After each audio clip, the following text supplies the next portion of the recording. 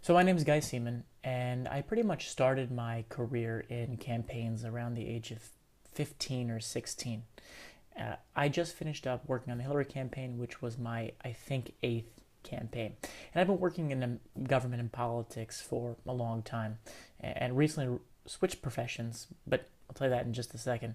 So my first profession really was in campaigns. Then I worked in the U.S. Senate for a short period of time. Was a political journalist for about a year, as well.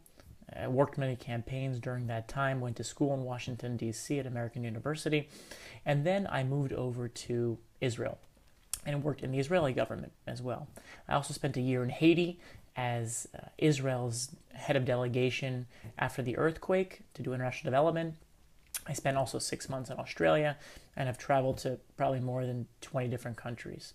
And one of the main things that I keep hearing whenever I go anywhere, and I've spent some decent amount of time in different countries, living in different countries, and working with different types of people, governments, and cultures, is that people don't just look to America and its greatness because of its luxury or because your ability to find a job.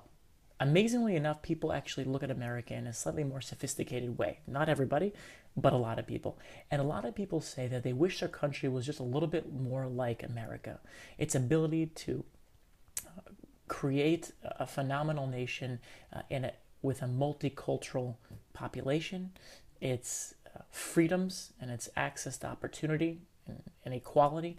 These are things that people talk about, actually. It's one of the reasons that makes people want to come to America, but also it's what they want their leaders to actually emulate, to mimic their countries in their progression, especially developing nations. So those are some of the things that I learned while living abroad. And the reason why I want to approach this film as America changed its core ideology, henceforth, it may hurt itself as a world superpower. The reason why I want to take that global perspective is because that's me.